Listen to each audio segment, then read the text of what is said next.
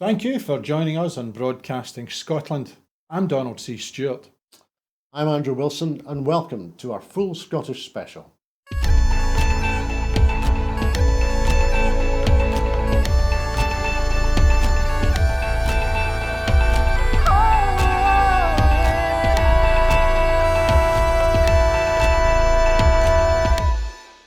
We're lucky enough to be joined this evening in the studios in Cowcaddens for Broadcasting Scotland by my colleague and contributor Donald C. Stewart. Donald, good evening. How are you keeping? I'm very well, Andrew. Great to see you again tonight. It's becoming a bit of a regular thing. People will start to talk.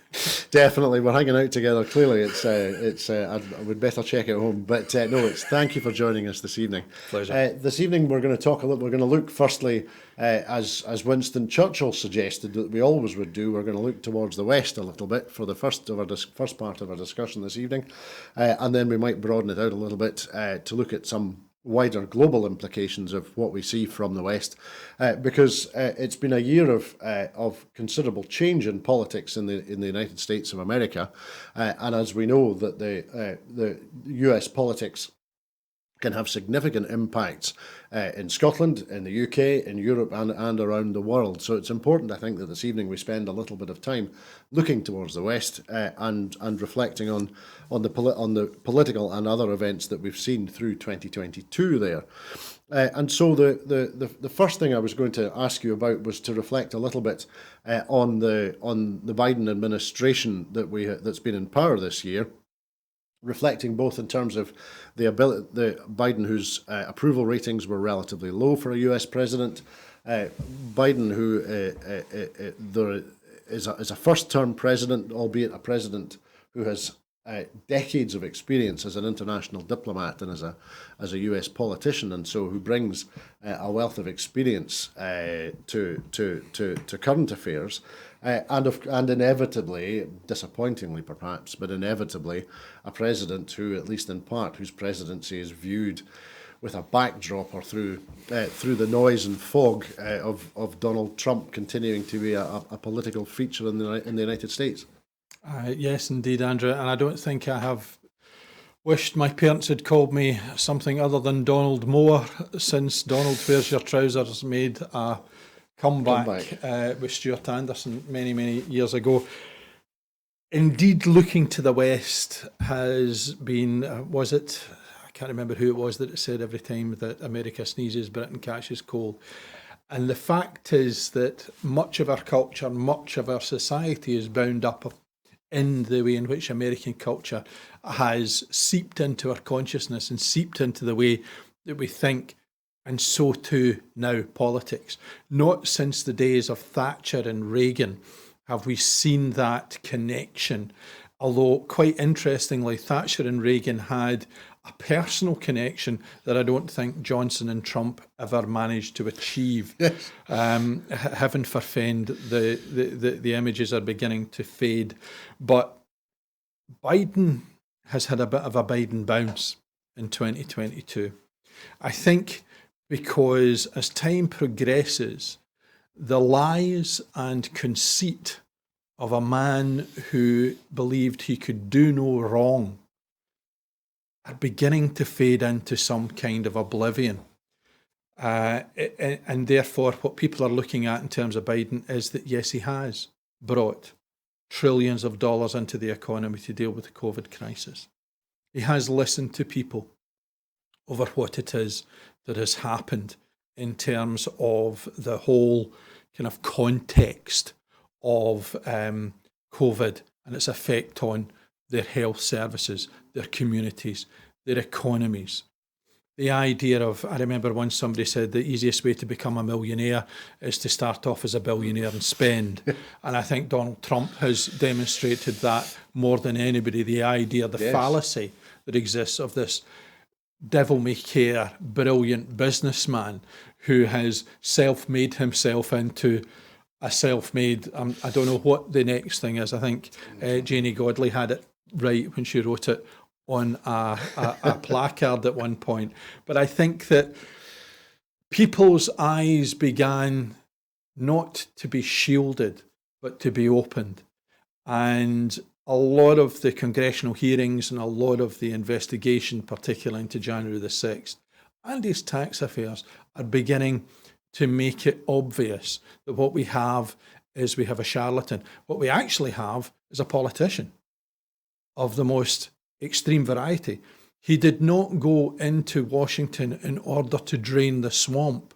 He went in to stir it up. And what a brilliant move for a politician to say to people, don't listen to the media, they tell you lies.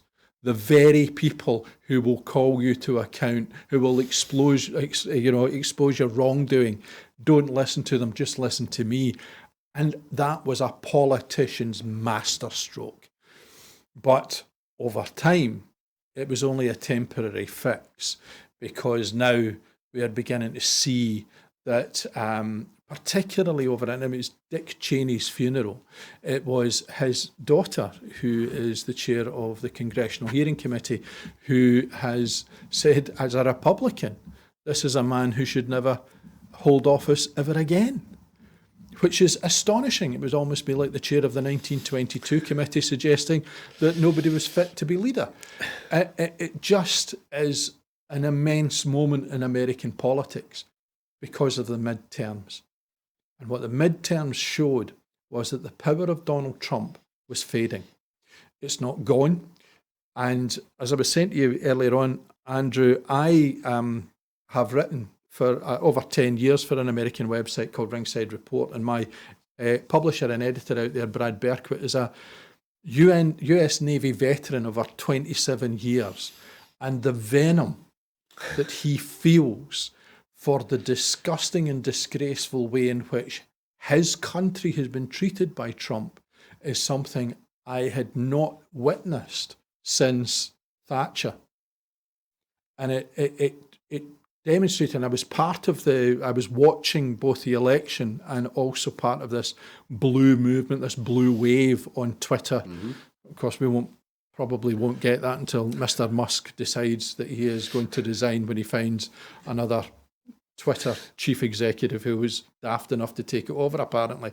But during that time, the relief that was felt by the majority of Americans within America over his inability to win that election was something that really did feel like a wave, not the beast from the West, but a wave of comfort that sense prevailed.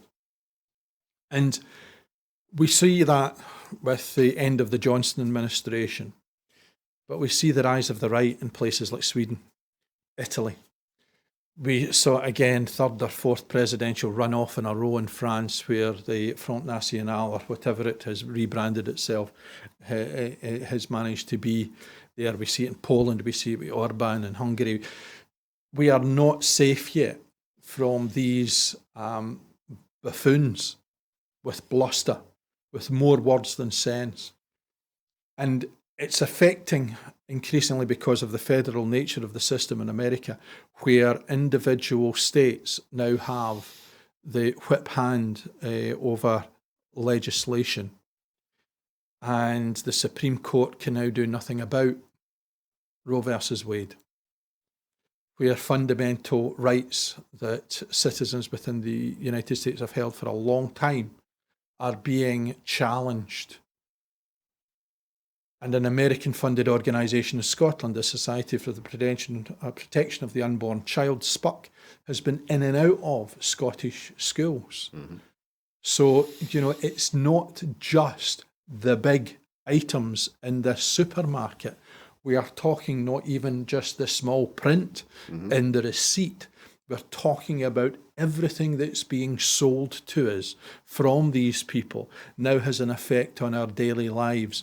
And I think that particularly in America, particularly with Biden, what we have to hope is that either Kamala Harris, who has not done what we expected her to do, which was to rise as the vice president and become the eventual successor, but what the Democrats find is they find somebody who's either young enough or is clued into politics as Biden is.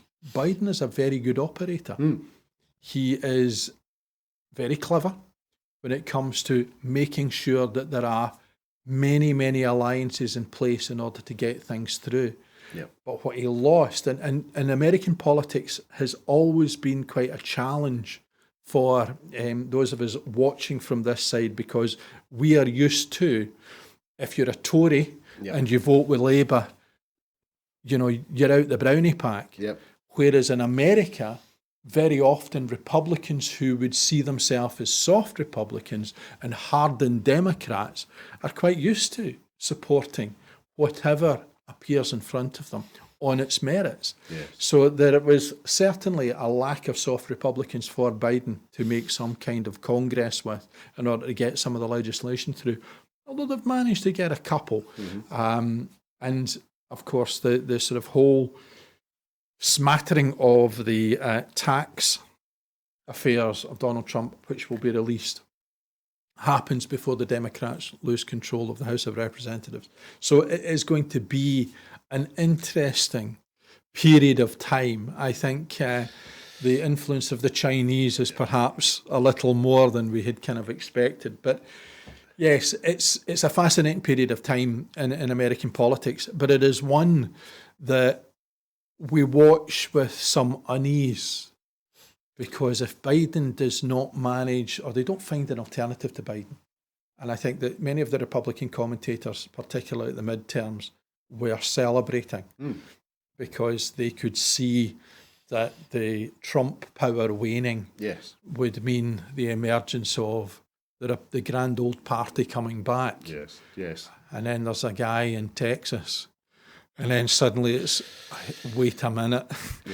Yep. You know, and that influence, the son of Donald Trump is perhaps not the moniker you are looking for, but Ron DeSantis certainly does seem to have many of the traits that Trump had, and we have to worry. Well, that's a very fair point to make, Donald. You were talking about the extent to which Trump's influence has perhaps begun to fade or is fading, but as you were also saying, through both the political structures and the legal structures, the justice structures in the US, the sound of Trump and the stench of Trump continues to echo and continues to float around. And you touched on Roe against Wade there. Do you think that the happenstance which allowed, or which empowered Trump to stack the Supreme Court with justices who would be regarded, I think, everywhere and at any point in time as being fundamentalist right-wingers in many parts, do you think that ability to influence the position of the Supreme Court for probably a number of decades to come, and also the influence that he's had on the Republican Party, and as a result we see, as you say, fewer and fewer soft Republican legislators, and instead there's a hardening, there's a polarizing. Do you think that we're going to see the echoes or the lingering smell of Trump in US politics and US life for a number of years, no matter whether or not he stands or is elected president at the next presidential election? I think the stench hangs about, quite frankly. I think that you look at every Conservative Party leader since 1990, they have been assessed against one. You look at Labour leaders, they struggle to work out whether they should be assessed against Tony Blair or against Harold Wilson, the most successful Labour leader ever. 4 general elections won under his leadership. So in the right, there tend to be totem poles. And Donald Trump, I mentioned earlier on, he was a supreme politician. He is.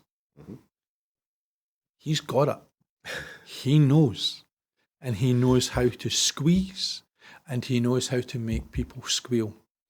And he also knows, because the evidence is allegedly quite clear, I haven't seen it in absolute terms, but I believe it's true, that his focus group work, the listening to what the electors are likely to give.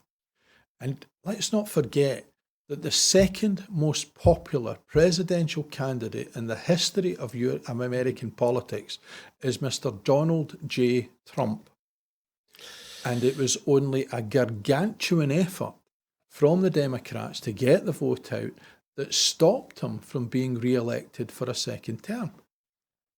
Who knows what we would have had, for example, with the Paris Accord, with Biden almost immediately suggesting we're back in as members of the human race. We are going to join with the environmental changes that were agreed. We are going to attend COP26. We're coming to COP27. We want to be involved in COP15. It literally is just above us in Canada. So that internationalism is still fragile. Mm-hmm. Mm-hmm. And I think that the Make America Great campaign and the Make America Great Again campaign has still got legs to run, because those 70 million or however many voted for Trump in the second presidential election will vote for him again. Yes. And there are going to be some that are going to turn their back on the Republican Party because Donald won't get elected or won't be nominated and won't be successful. Because Trump may well be suffering from a fairly large event, both fiscally and judicially, over the next 12 months. There is always the possibility that what the grand old party do is a bit like what the grand old party are good at, and that's see an electoral liability and dig a hole, bury it, and run away. The charisma that Trump had was similar in many ways to the charisma that Reagan had. Reagan wasn't necessarily, or even any of the Kennedys, Reagan wasn't somebody who was a policy guy. Oh, God, no. But he was a guy who knew how to sell them. Yes. The problem was that Trump had no policy guy. And if they'd had somebody at the back of Trump, heaven forfend what we would have ended up with. That's a very good question. The notion of that we could watch Trump making policy as he descended golden escalators in Trump Tower in real time was utterly alarming and also not surprising. To touch on one tiny thing, just because of where we are in the year, and I'm going to ask you to speculate wildly, but I'm going to do it anyway. If Trump had been successful at the last US presidential election and been in power, how far west would the Russian army have got? I think we might well have been speaking in an entirely different language. There is little doubt in my mind that the Ukrainian resistance would have been European-based. That Trump would have found reasons to diversify into Asia rather than Europe. Yep. Let's not forget he talked about the United Nations in terms which were less than flattering, and also that he was not prepared to pay more percentage of GDP than anybody else, which hadn't come to effect, but it would have come to effect. So I wouldn't have seen Sweden or Finland wanting to come and join. In fact, I would have seen many suggesting that it was a broken alliance because the Americans were reducing their connections to it. And then it would raise again the level of influence that Vladimir Putin and the Russian oligarchs have had in Western society. We know that London swims in a seabed of oligarch cash. Does America swim on a seabed, not of oligarch cash, but of oligarch influence? And certainly under the Biden administration, that's not been the case, because he has put the blue and the yellow up front and centre. Would Trump have? I don't think so. I think he would have very much found that an opportunity to demonstrate to the world that we're not going to join your team if you don't field 10 out of the 11 players. Yes. And there's no way that Europe could have defended themselves. And I think Ukraine would currently be under occupation. Yes, and potentially other European states as well. Thank you, Donald. One aspect in terms of US leadership, not in the context of NATO and not in the context of the United Nations, but I was interested to talk to you about the approach that Biden and the Biden administration has had to leading or participating fully in the approach in the in the development of approaches to the environmental crisis and the climate crisis that is currently unfolding on the planet. As we know, that Trump was a skeptic of climate change and was determined to deny the science. The Biden administration has taken a different approach, both in terms of COP27 and in terms of COP15, which is has just finished in North America, in Canada, in Montreal. Do you think that the Biden administration and the US are now stepping up and taking a lead in meaningful ways that will propel or will encourage other nations to participate more fully and more enthusiastically in taking the sorts of measures that are necessary to stop the planet catching fire? I think that they are stepping towards more than stepping up. And I think that that's a criticism that could be levelled at almost every nation. That what we are witnessing is action being taken. The question is one that we are not going to be able to answer until it either arrives in crisis or the crisis is averted. So the proof of the pudding is going to be very much either a burnt Christmas one, or it's going to be one that's palatable for us all and we all can share it. I think that Trump's disgraceful decision to absolve America from being involved in any kind of environmental action being reversed by Biden was stage one. Stage two was to stop talking.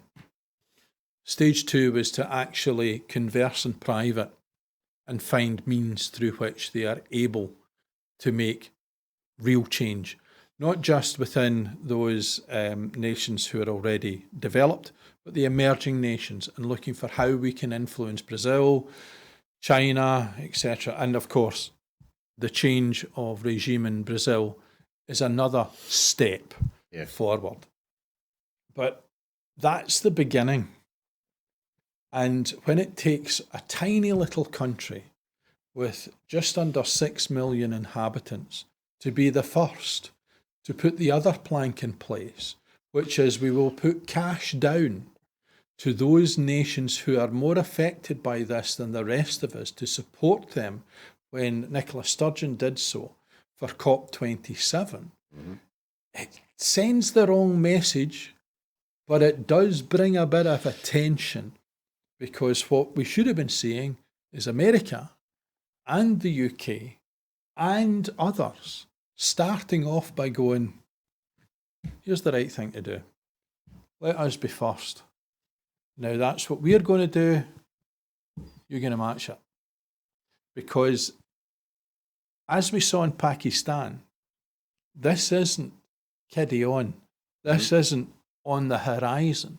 This is very much here. And it doesn't matter how many pictures on the television over Christmas and New Year of polar bears jumping from one ice cube to another to try and survive. This is something that our children's children's children are not going to witness if we don't make the decision now. And I remember years ago watching a programme where in Germany they were recycling, and they had, and I'm going back to the 1980s, 1990s, I can't remember exactly when, and I can remember them, this family separating out the rubbish and me laughing, thinking that'll never happen here. And of course, every Friday night I curse the thought of it because I've got to take the bins out. Yep. But as I'm walking back down, I can see wildlife and waterway and greenery. And I'm grateful that actually in my own small way that I'm going to do something. Don't do enough. Recognise that individually I have to do a heck of a lot more. But country by country it has to happen as well. And I think that she was right, yon wee lassie that comes from Scandinavia. There is too much blah, blah, blah. There should be more action. Absolutely, Donald. Thank you. And just reflecting one other aspect to tie together two things. In terms of the approach that we've seen from the Biden administration to the climate crisis, do you think that it might be in part because of his long experience in as a diplomat and as an elected representative that he is able to see a little bit more of a perspective of time and that he is able to give greater value to taking steps now which will protect and improve the interests and the prospects of children and grandchildren and great-grandchildren. Do you think is that a facet of Biden as a politician and the administration? I think generationally that's a really interesting topic, because, of course, one of the things that happens quite regularly is that when the use of certain terms are challenged, and people of a certain age use the defence, it's the way I was brought up, it's what I've been through, and so on, suggesting that wisdom is not something that they have suffered from. Then we get this ideal that two 70-year-olds are going to fight it out. I use the term metaphorically. Stripped to the waist, nail it, and around the back of the bike sheds would have been interesting, but I don't think we would have got many who would have tuned in. But the fact that they have longevity, you can see that one at the heart of decision-making, policy-making, governmental change, touring the world not to work out which hotels to buy, but to see and speak to locals, to taste the food, to smell the air, to understand what ordinary people are going through, does indeed give you a different perspective. And given the fact that he's given John Kerry a role, a man who I discovered about 3 or 4 years ago was central to the anti-Vietnam campaign and appeared as a young student in front of Congress, and you think there are people who can bring those two things together. We have seen the devastation of war, so we don't want to have it again. We have seen the facts in terms of the effects of environmental change. We don't want to perpetuate that. So yes, I do, but I think the greatest value that Joe Biden has brought to it is his ability as a diplomat to listen, to learn, to understand, and to find common ground, and to bring those who perhaps were far enough apart that they didn't see eye to eye closer to each other. And that also is the biggest worry when it comes to Northern Ireland, because I think that Joe Biden's administration looks at it and realises that with the current government down south, who are not prepared to compromise and quite happy to break international law, that the consensus that he has built internationally has that as a very, very strong threat.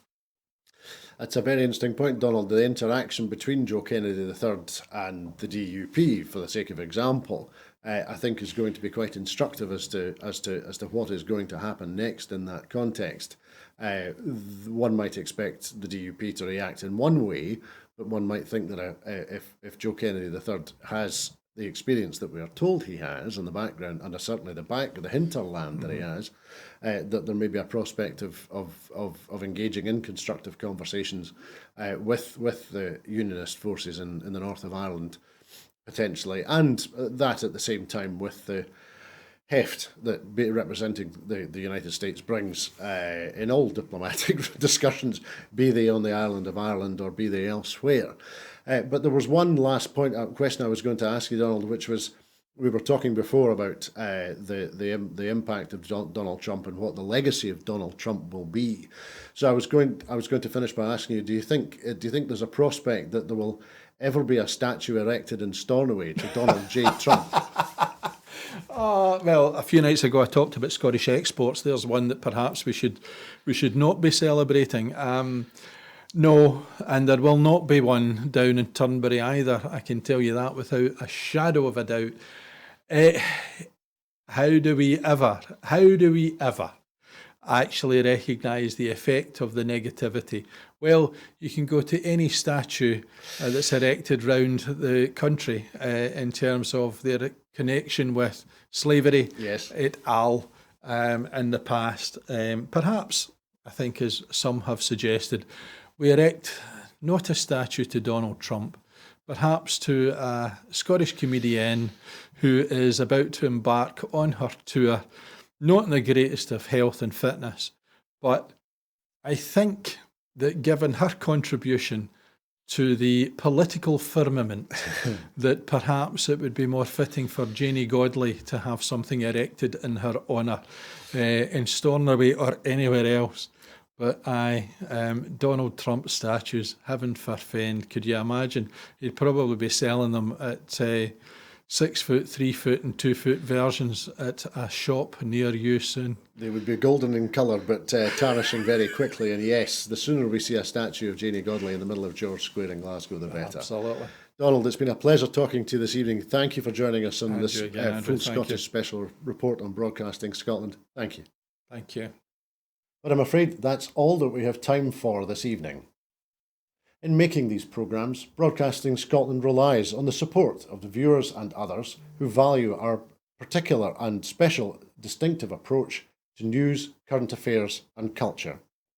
Before we go this evening, I just want to remind you that at Broadcasting Scotland, we depend on that generosity. So to everyone who has donated and to everyone who has signed up to make a regular monthly payment, thank you very much indeed. Our programmes will always be free to view. However, if you can afford £5 per month, please consider becoming a Broadcasting Scotland supporter. We have launched our new crowdfunder with a target of £30,000 to enable us to pay our bills and to continue to make programmes. So please consider donating whatever you can afford. We can only continue with the support of our broadcasting supporters and viewers.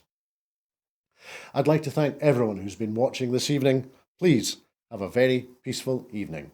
Bye-bye.